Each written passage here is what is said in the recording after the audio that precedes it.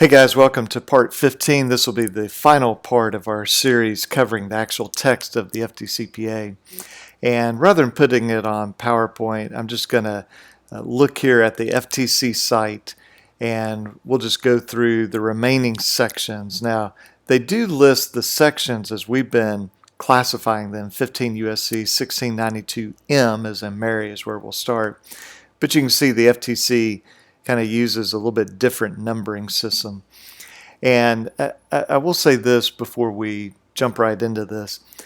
There is a very strong push to modify the FDCPA by the Consumer Financial Protection Bureau.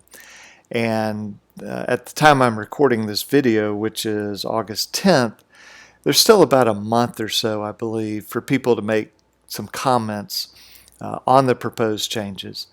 And those will probably go into effect, I would think, within about a year, maybe a little bit more than that.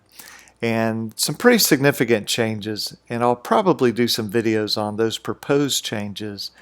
And then certainly once they're finalized, we'll go through it because there's going to be a lot of changes to the FDCPA. Some I think will be good, some not so good, but it'll be whatever it will be, and we'll go through it and talk about what this means for consumers and where we expect to find the most violations by debt collectors. But this is what we have right now, so we'll go through it. So this section M, or section 815, is really just talking about the Consumer Financial Protection Bureau will report to Congress and will inform Congress of what's going on. And those can be very interesting reports, and I'll probably take a few of those and do a video on them. And then we go to section 1692N, which is relation to state laws. And basically what this is saying is that if we have state laws, then those will be enforced as long as they are equal to or greater protection for consumers.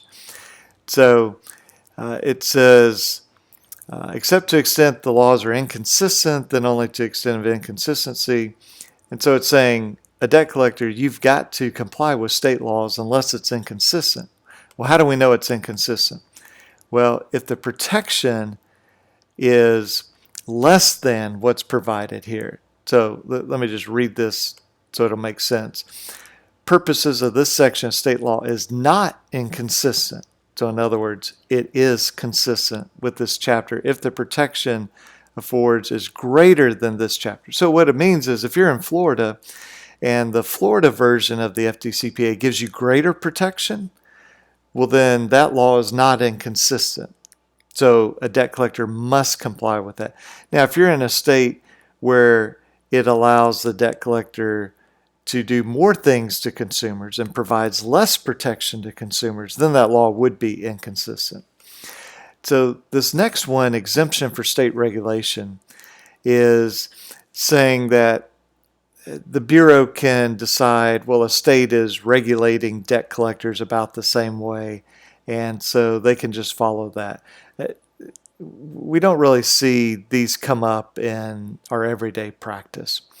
And yeah, I've been suing debt collectors for, I can't tell you how many years, and this sort of stuff has never come up, including this last section here, 818, which is about debt collectors collecting bad checks for district attorneys.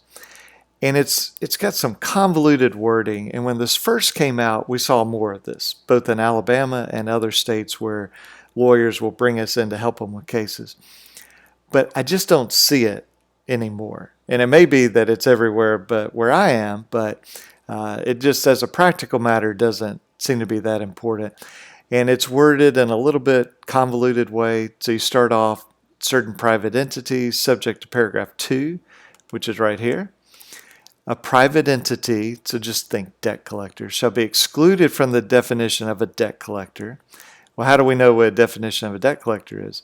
Well, we go to section 1692A6. Remember, 1692A is our list of definitions, and subsection 6 of that is what is a debt collector.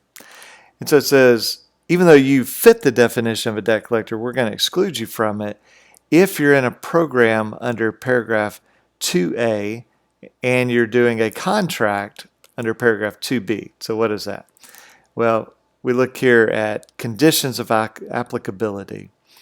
And so paragraph 1, this thing up here, will apply if, and then we have this. It's sort of, capital A here. State or district attorney establishes with respect to alleged bad check violations that do not involve a check in subsection B. Okay, so we have to come down here and say, regardless of what's said above, anything that falls within the subsection B is excluded. Okay, so let's go back.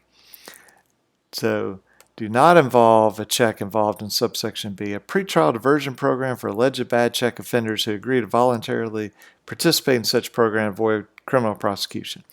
All right, and then we've got B,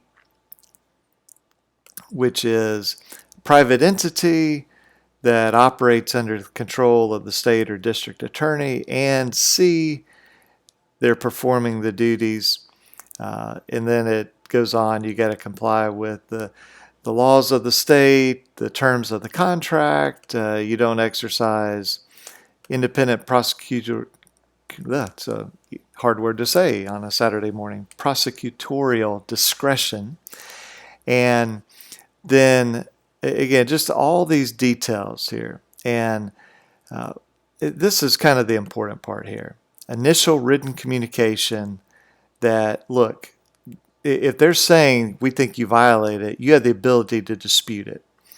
And if you know or you think you know that the bad check is because of theft or forgery of the check, identity theft, other fraud, you can file a police report. And if the alleged offender says, in writing to the debt collector, even though remember here they're not considered a debt collector because they're excluded from it, but these are collection agencies, or the district attorney in writing, not more than 30 days, there's a dispute, the DA or an employee of the DA will make such determination, and then you only charge fees that have been authorized.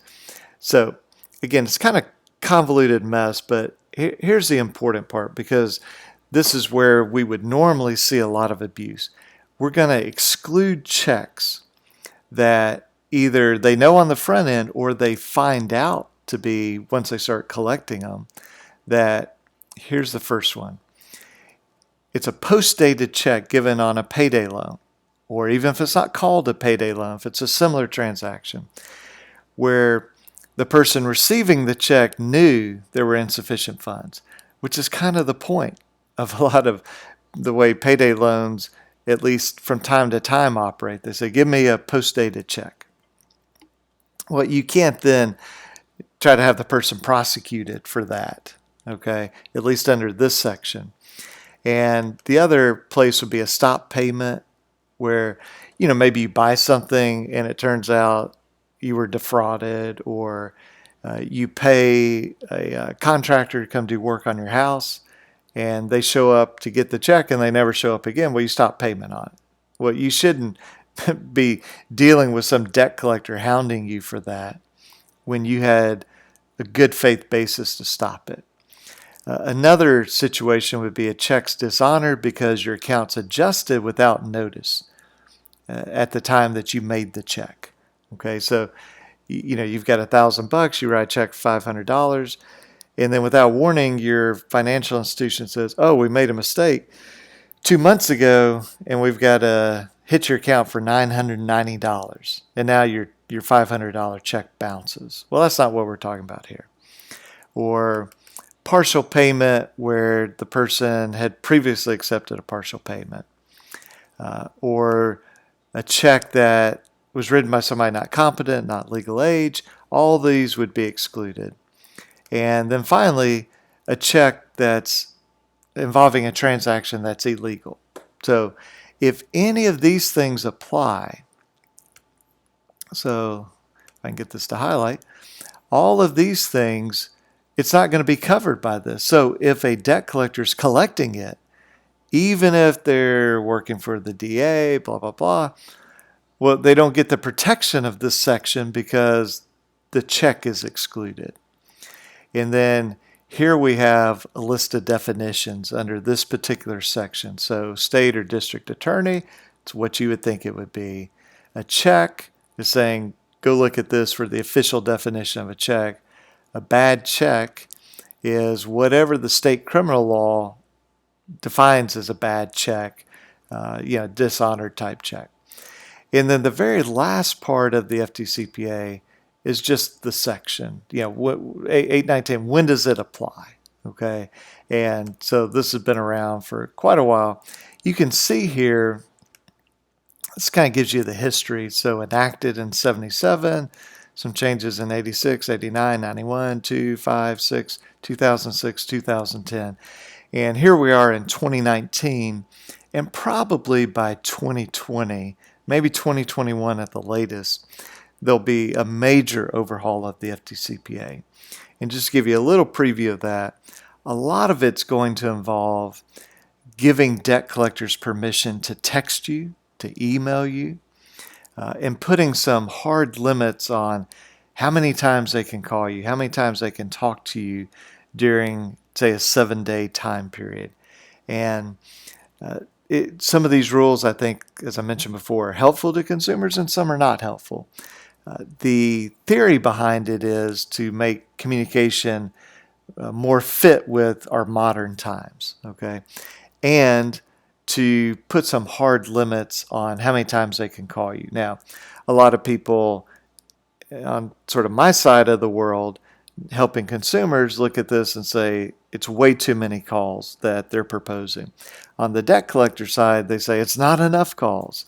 So as you might expect, no changes in the law are going to be universally agreed to by all parties here. But we'll deal with the reality of what it is.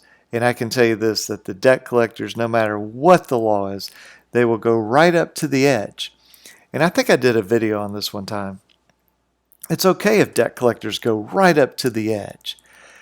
But when they cross that line, it's a little troubling to hear them whining and belly aching and playing the victim card saying, well, who knew, we just barely went over. No, you decided.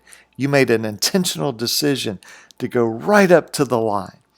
And when you do that, you have to understand you pay the price if you cross that line.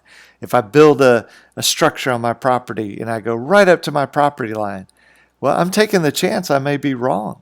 What if I'm a foot over into my neighbor's yard? Well, that's my problem. If I'm driving a car and I say, well, I'm going to get right next to the center line on a 2-lane road, and then I go, well, I just accidentally went over 3 feet into oncoming traffic. Well, I shouldn't have gotten that close to it. So whatever the law is, they'll go right up to the edge, and a lot of the debt collectors will intentionally go beyond the edge, go beyond the limit. And whenever they go beyond the limit, we need to sue them. So we'll help you go through that and think about, analyze the new law. And I appreciate you guys watching this series. And I think next what I will do is probably look at either the federal rules of civil procedure. Those are the rules that apply when we're in federal court, or maybe the federal rules of evidence, or if you have other things you'd like me to go through, maybe the Fair Credit Reporting Act, Telephone Consumer Protection Act, those types of things. Just let me know and I will do that. Okay, guys, thanks. Bye.